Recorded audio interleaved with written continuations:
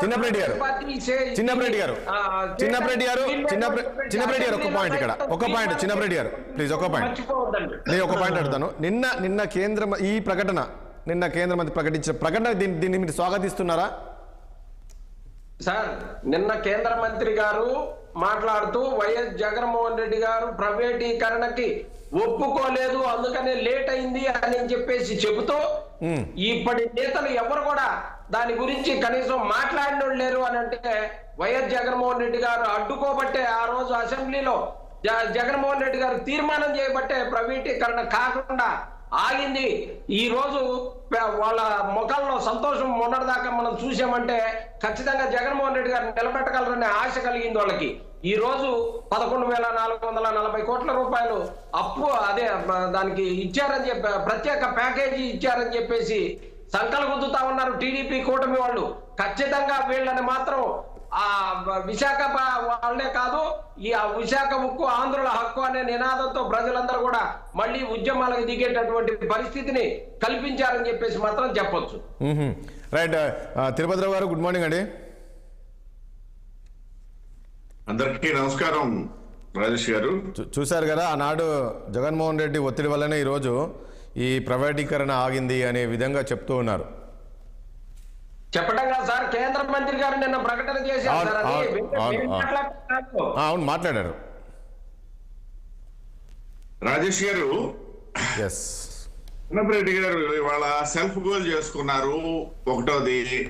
రెండోది అంటే డెఫినెట్ గా నేను అంగీకరిస్తాను. ఎందుకు అనేసి అంటే వాళ్ళు ఆ రోజు దాదాపు మేము కేంద్ర ప్రభుత్వం ఈ ప్రకటన చేసి 4 ఏళ్ళు అయిపోతుంది. 4 ఏళ్లుగా ఇవాళ దీనికి ఒక శుభం కార్డు పడుతున్నటువంటి తరుణంలో చిన్నప్రెడ్డి గారు క్లెయిమ్ చేసుకోవడాన్ని నేను తప్పు పట్టాను. ఆ రోజు అధికారంలో మన క్లెయిమ్ కూడా పూర్తి స్థాయిలో చేసుకోకపోతే ఎలాగండి? ఇప్పుడు నేను డినై చేయడానికైనా లేకపోయినట్టయితే యాక్సెప్ట్ చేయడానికైనా నా దగ్గర కొన్ని కారణాలు ఉన్నాయి. వారు అది కూడా పూర్తిగా ప్లే చేసుకోలేకపోతున్నారు. ఎందుకు అనేసి అంటే ఒకటి అయితే ఇందాక సెల్ఫ్ గోల్ గురించి కూడా మాట్లాడారు. సరే, మేము సూపర్ 6 ఏవి చేయలేకపోయినాము, లేకపోతే చేస్తాము, ఇవన్నీ ప్రజలకు తెలుసు. రేపు ప్రజల తాలూకా ఆలోచన ఎలా ఉందో దాని ప్రకారమే ప్రభుత్వం వెళ్తున్నది. దాని గురించి మా పెద్దలు రామకృష్ణ గారు మరింత సమాచారం ఇస్తారని నేను భావిస్తూ, ఎందుకనేసి అంటే ఆల్రెడీ మేము దానికి సంబంధించిన రూట్ మ్యాప్ అయితే ఇచ్చేసాం కాబట్టి సరే వారు మాట్లాడతారు. ఆ విషయంలో వారు సెల్ఫ్ గోల్ చేసుకున్నారు. ఎందుకంటున్నానంటే పెన్షన్ నిన్నటి వరకు పెన్షన్లు కూడా సరిగా ఇవ్వలేకపోయిన వాళ్ళు ఇవాళ పెన్షన్లు చక్కగా ఇచ్చారని ఒప్పుకున్నందుకు సెల్ఫ్ గోల్ చేసుకున్నారు అంటాను నేను. ఎందుకంటే నిన్నటి వరకు వైసీపీ ఏమని వాదిస్తుంది, పెన్షన్లు మీరు సరిగ్గా ఇవ్వట్లేదు. మేము పొద్దున్నే వెళ్ళి పెన్షన్లు ఇస్తున్నప్పుడు కూడా ఆయన మాట ఇవాళ వాళ్ళు సెల్ఫ్ గోల్ చేసుకున్నారు. సెల్ఫ్ గోల్ చేసుకున్నా సరే ఒక మంచిని అంగీకరించినందుకు వారిని అభినందిద్దాం. రెండోది, స్టీల్ ప్లాంట్ ప్రైవేటీకరణ ఆపింది మేము అని చెప్పుకోవడానికి కూడా వాళ్ళ దగ్గర సరైన కారణాలు పెట్టుకోలేకుండా 5 సంవత్సరాలు ప్రభుత్వాన్ని గడిపేశారు అనడానికి ఇవాళ వారు ఉన్నటువంటి వాళ్ళు కూడా రోడ్ ఎక్కారు కదా, వాళ్ళు కూడా రోడ్ ఎక్కినట్టున్నారు కదా ప్రైవేటీకరణ వ్యతిరేకంగా. ఇప్పుడు ఒక్క విషయం రాజేష్ గారు, వారికి కనపడదు. వైఎస్ఆర్ కాంగ్రెస్ పార్టీ ప్రైవేటీకరణని ఆపి మాట్లాడిద్దాం ప్లీజ్. తిరుపతిరావు గారు మాట్లాడిద్దాం. చిన్నప్రెడ్డి గారు ప్లీజ్ మాట్లాడిద్దాం. ఏం మాట్లాడతావు సార్? చిన్నప్రెడ్డి గారు మాట్లాడిద్దాం. తిరుపతిరావు గారు మాట్లాడిద్దాం ప్లీజ్. చిన్నప్రెడ్డి గారు, నేను మాట్లాడింది మీరు మాట్లాడేటప్పుడు నాకు మాట్లాడడం చేత కాదు. అప్పుడు నా దగ్గర టీ కూడా లేదు తాగుతూ ఆగిపోవడానికి. ప్లీజ్ మాట్లాడండి. నేనేమంటానంటే ఎస్, వాళ్ళు చేసిందే ఒకవేళ చేశామంటే దాన్ని కూడా ధైర్యంగా చెప్పుకోలేని పరిస్థితిలో చేశారు అని చెప్పడం నా ఉద్దేశం. నేను క్లియర్ గా చెప్తున్నా. అవి ఏం చేస్తారు చెప్పండి? వెళ్ళి కార్మికులు కూర్చుంటే మీరు ప్రభుత్వంలో ఉండి కార్మికులతో కూర్చోవడం స్టీల్ ప్లాంట్ ఎగ్నెస్ట్ గా చేసిన పోరాటమా?